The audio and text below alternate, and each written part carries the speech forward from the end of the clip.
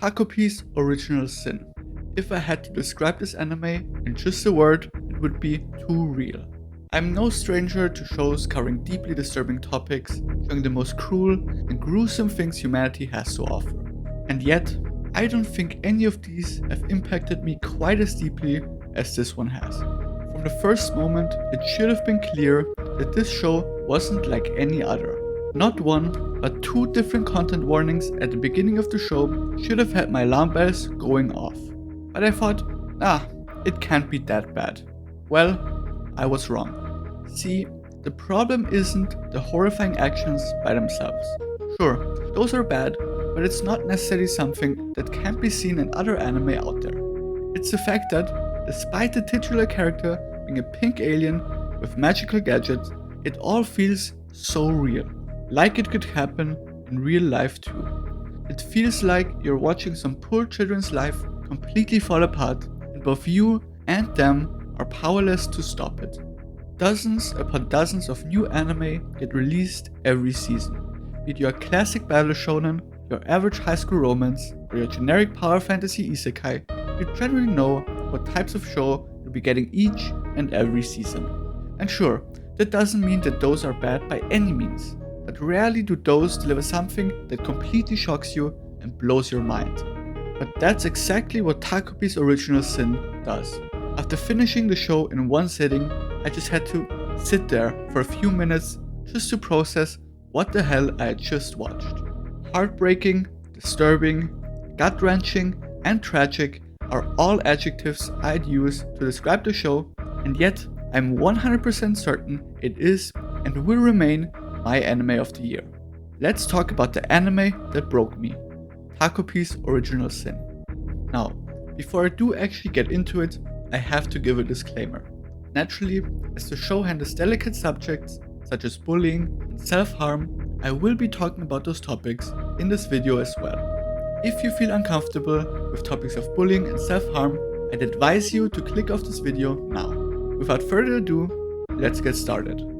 Titular character Takopi is, in my opinion, one of the most fascinating characters in the entire show. I've seen a similar concept a bunch of times. A fantastical, otherworldly mascot character, with Doraemon being probably the most famous example of it. But in recent times, that concept has often been inverted to where the cute-looking mascot is actually secretly evil, with the most prominent example of this being Madoka Magica. So naturally, I assumed that Takopi would end up being the culprit in the story, with the title of the show lending credence to that theory. But that wasn't the case at all. In fact, he was too kind, too good, and most importantly, too naive for this world. His intentions were utterly pure: make Shizuka smile. Those intentions, however, were put to the test when met with the cruel reality of life. While he was optimistic that every issue could be talked out, that all the bullying and trauma and sadness could be fixed with his gadgets, that couldn't have been further from the truth. In fact, it could be argued that his good intentions did more harm than good. While he intends for his gadgets to help the people, they often do the opposite. Not only were his gadgets used to harm or kill, directly or indirectly, his actions also contributed to those horrible actions. Because when nice intentions are just that, nice, they can lead to catastrophic consequences when not taking the circumstances into account. However, the theme that resonates the most with me, and I'm sure many others, is one that stretches throughout and defines the entire show. And it's also what makes it feel so real. Hurt people hurt people. It perfectly portrays the complexity of human morality without excusing anyone's actions. Take Marina, for example. At the beginning, she's portrayed as a stereotypical bully, taking out her anger and frustration on Shizuka. But it quickly turns out she isn't doing it for no reason.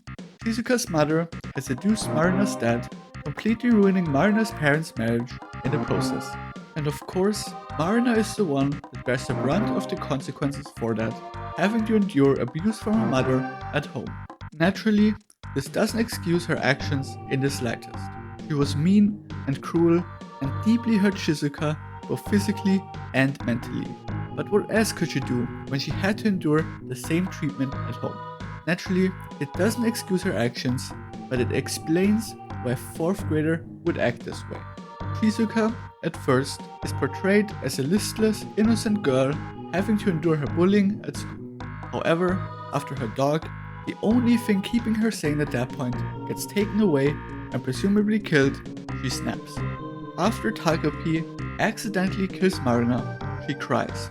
But not regular tears. No, those were tears of joy. She was glad Marina was dead, making her believe in miracles.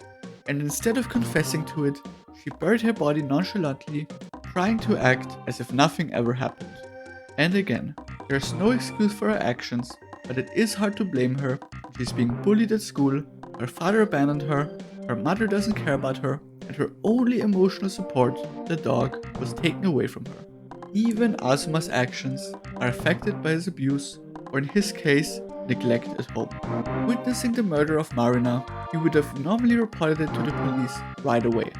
However, he couldn't turn down Shizuka saying he was the only one she could rely on. At home, he was always disappointing his mother, as he couldn't compare to the genius that was his brother. So naturally, when he was the one who was relied upon for once, he jumped at the chance. What all of these 3 kids have in common is that their actions are in large part influenced by the parents, and that abuse breeds abuse. If the only thing they know at home are these horrible acts, they will replicate those acts upon others. Another core theme of the show is guilt and the redemption that comes with it. While the sin in Takopi's original sin refers to Takopi's act of going back in time to try to kill Shizuka, at least in my opinion, there are several things he did which could be and which he himself considers sins. Whether it be giving Shizuka the friendship ribbon, which he then used to end her own life, accidentally killing Marina himself, or not being able to prevent Shizuka's dog from being taken away, these are all things he considers to be his own failings. However, before Takopi can try to redeem himself, he first has to accept that his mistakes are permanent and can't be undone. See, he had this gadget where he could rewind time to a moment where a picture was taken, which allowed him to attempt to fix the situation between Shizuka and Marina. He tried to escape the consequences of his actions this way, but instead of making things better, he only made things worse. After that was no longer a possibility, and he was no longer able to rewind time, he obviously still tried to help Shizuka. Tried to prevent her from hurting other people, prevent her from hurting herself. The only thing that she had left was her hope that her dog was still alive and kicking, just living at her father's place. But after realizing that her dad didn't want anything to do with her, that her dog was actually dead, the realization of the severity of the situation finally dawned on her. In one of the most emotionally charged and impactful monologues I've heard in a long time, she laments the helplessness of her situation, just wanting anyone to tell her what she's supposed to do now. But Takopi doesn't know. All he wanted to do was put a smile on Marina's face. Then, all he wanted to do was put a smile on Shizuka's face, but he failed both times. He wasn't ready for the darkness and cruelty Earth had to offer. So there was only one thing he could do. Sacrifice himself, resetting the world one last time to put it back how it was supposed to be. Personally, I feel like this is the type of story where the ending makes or breaks the show. And in my opinion, they completely nailed it. While the entirety of the rest of the show is about how parents abuse, ruin their children, drive them to do cruel things to each other, how you can't fix the things of your past by running away from the consequences of your actions, the ending is much more hopeful.